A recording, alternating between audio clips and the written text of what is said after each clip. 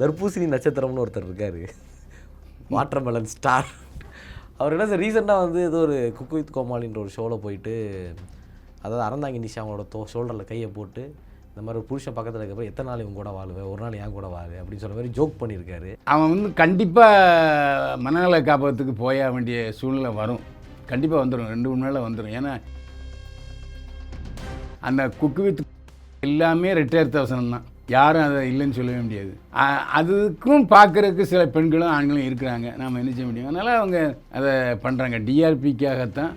தப்பாக அவதூறான அசிங்கமான நிகழ்ச்சியாக நடத்திக்கிட்டு இருக்காங்க. இதுக்கு வந்து இப்போ ஆரம்பத்தில் பார்த்தீங்கன்னா இப்போ நடிகர்கள் போனாங்க, ஓப்பனிங் இருந்தது, ஹரிஷ் கல்யாண்லாம் அப்போ போயிருப்பாங்க. அதுக்கப்புறம் பார்த்தீங்கன்னா இந்த தெருக்கூத்தாடுறவ, அப்புறம் இந்த போலி சாமியார்னு சொல்லி தெரியிற பைய, அவன் பொண்டாட்டின்னு சொல்லிக்கிறவ, இப்படியாப்பட்ட ஆட்களெல்லாம் உள்ளே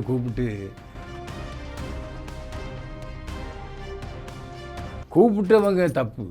இப்போ புகழ் வந்து போலீஸ் நிலையத்துக்கு முன்னால் பேசினார், மாக்காப்பா பேசினார், கூப்பிடாதீங்க, தயவு செஞ்சு அவனை கூப்பிடாதீங்க. ஏண்டா கூப்பிட்டு கேவலப்பட்டு போலீஸ் ஸ்டேஷனுக்கு வந்து நீங்கள் மற்றவங்கள கூப்பிடாதுன்னு சொல்கிற.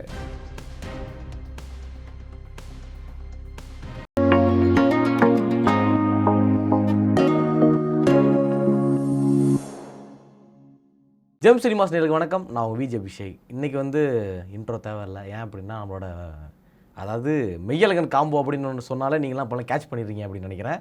திரைப்பட நடிகர் விமர்சகராக இருக்கக்கூடிய பைல்வான் ரங்கநாதன் சார் கூட தான் இருக்கோம். வணக்கம் சார். என்னை வாழ வைத்துக் கொண்டிருக்கும் யூடியூப் சேனல் நேயர்களுக்கு நன்றியும் வணக்கம். அடுத்தது வந்து உங்களுக்கு உரிய நெருங்கிய ஒருத்தரை பற்றி தான் நான் கேட்கலான்னு இருக்கேன். தர்பூசணி நட்சத்திரம்னு ஒருத்தர் இருக்கார், வாட்டர்மெலன் ஸ்டார்.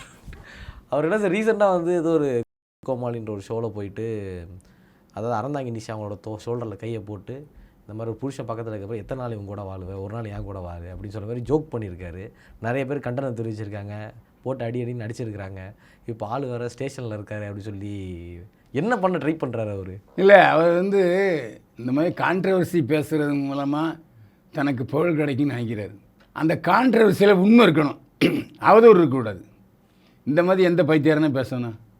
அது அறந்தாங்கி நிஷா மேலே ஒருவேளை அவனுக்கு தகுந்தபடி அவன் அறந்தாங்கி நிஷாவை தந்துக்கிட்டான்னு தெரியல. அந்த அது வந்து ரொம்ப அசிங்கமான விஷயம். அதுவே அந்த பாஸ்லேயே அவர் கல்யாணம் ஆகிருக்கு, குழந்தை இருக்குங்களாம் தெரியும்.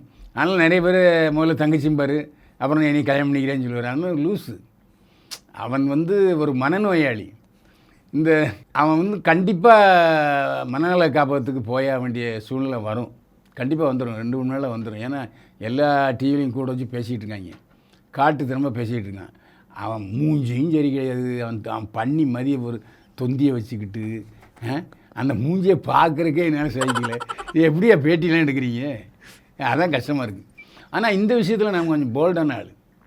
இந்த விஷயத்தில் மாக்காப்பா ஆனந்தோ புகழோ அல்லது இந்த தர்பூசணி தடியனும் காரணம் ஆகாது. அவங்க மட்டும் இல்லை, ஏங்க டிஆர்பி ரேட்டிங்காக எதை வேறு பண்ணுவீங்களா? அதாவது நிகழ்ச்சியில் நிகழ்ச்சி கோபிநாத் நல்லா நடத்துகிறார், அவர் முன்னாள் பத்திரிகையார், எனக்கு நண்பர், நல்லா போகுது, எங்கள் வீட்டிலலாம் கூட நான் பார்க்குறேங்க. அதே டிவியில் குரல் ஐயோ அவ்வளவு கேவலமாக அசிங்கமாக நடந்துக்கிறாங்க. இதை விட கொடுமை குக்கு வித்து நடுவர் யார் தெரியுமா? மாதம்பட்டி ரங்கராஜ். எப்படி இந்த தைரியம் வருது சொல்லுங்கள்? அதாவது மேலே கேஸ் இருக்குது, அவன்தான் பிரிசில்லா மகளுக்கு தாய் அப்படிங்கிற மாதிரிலாம் தாப்பங்கிறதெல்லாம் டிஎன்ஏ டெஸ்ட்டில் வந்துருச்சு.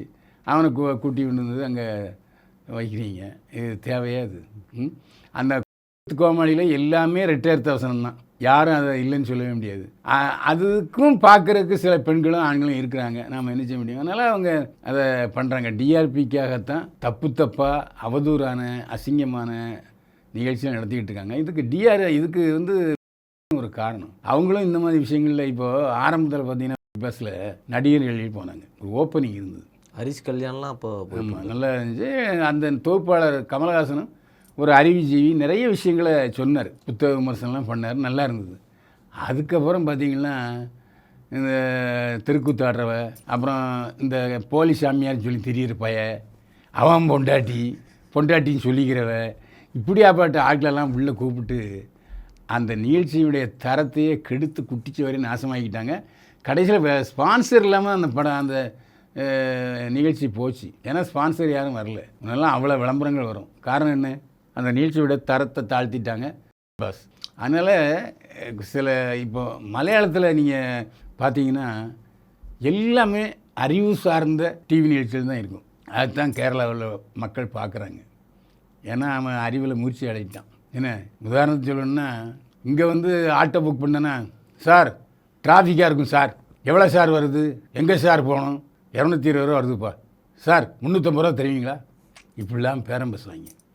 ஆனால் கேரளாவில் நீங்கள் ஆட்டோவில் ஏறினீங்கன்னா 5 ரூபா கூட கொடுத்தீங்கன்னா எடுத்துகிட்டு போ, எனக்கு அதுக்கு உண்டான காசை மட்டும் கொடு, அங்கே அவட நோக்கும்மா, எவ்வளோனா மீட்டரை பாரியாம்மா, இங்கே மீட்டர் இருக்கும் ஓடுதா, சரி ஓடுற அளவுக்கு அரசாங்கம் அதுக்கு நிர்ணயம் பண்ணியிருக்கா.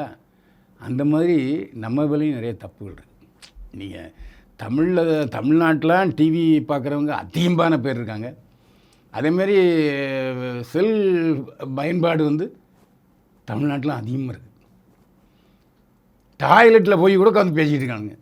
என்னத்தை அப்படி பேசுவானுன்னு நமக்கு தெரிய மாட்டேங்குது. ஏன்னா பைக்கில் போகிற ஒரு ஓரம் இன்னும் பேச வேண்டியதானே, டர்னிங்கில் போகிறான் பொட்டுன்னு விழுந்துடுறான். அப்போது அது வந்து நம்முடைய அறிவு குறைவுன்னு தான் நான் சொல்லுவேன். அந்த இது கேரளாவில் இல்லை. எதுக்கு சொல்கிறேன்னா, நம்முடைய டிவி நிகழ்ச்சிகளில் கொஞ்சம் தரம் வேண்டும்.